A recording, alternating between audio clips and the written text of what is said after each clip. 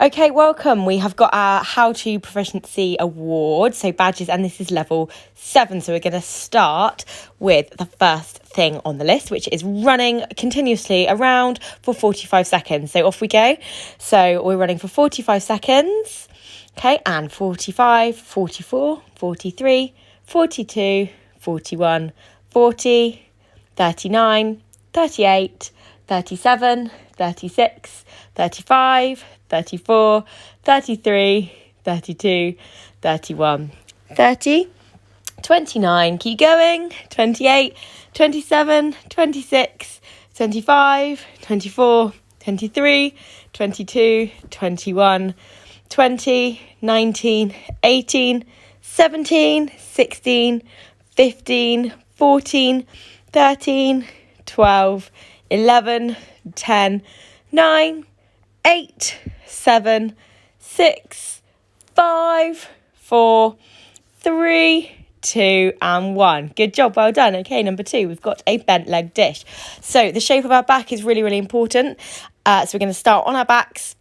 Make sure that your head and shoulders are off the floor, and ideally we want toes in line with knees, knees in line with hips, and stretching forwards and really making that dish shape with our back. Okay, so really focusing on making sure that our shoulders and the whole of our spine is pressed into the floor, as you can see on the video.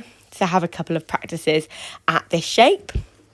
Okay, next we have got raising one leg at a time in a back support position. Okay, so you need to make sure that your hips remain pressed up and pushing towards the ceiling, and try and get your leg as high as you can and holding for at least 3 seconds on each side. This is really tricky. It's a lot trickier than it looks.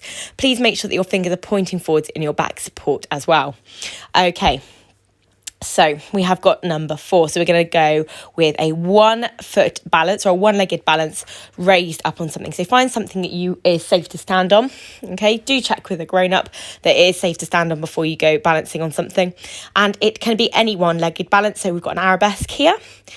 Or a knee balance like I showed you at the start, and from the front as well. So a knee balance, and making sure that you're not too wobbly either. So it does need to be held still for 3 seconds and not wobbly at all.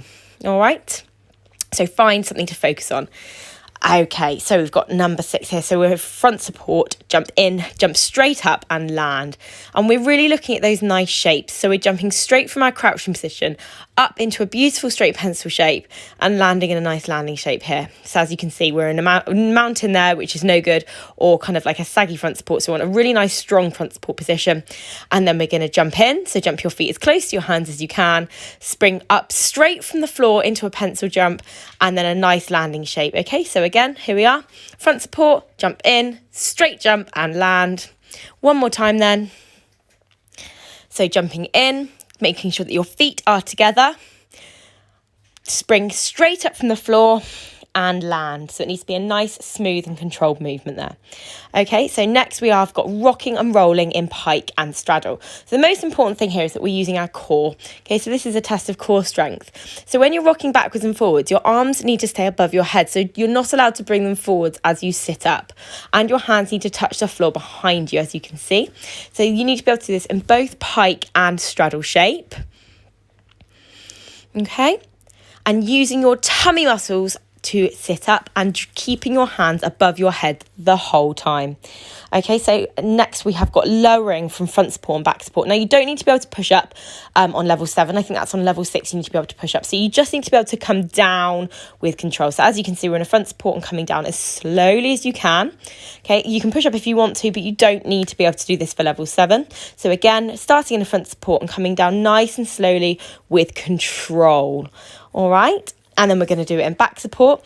So again, like we did with the raised foot, we need to keep our hips pressed upwards. So we still maintain that nice straight position from our back to our hips, and bending our arms to lower ourselves down. So can you see my elbows there? So we're bending our arms to lower ourselves down.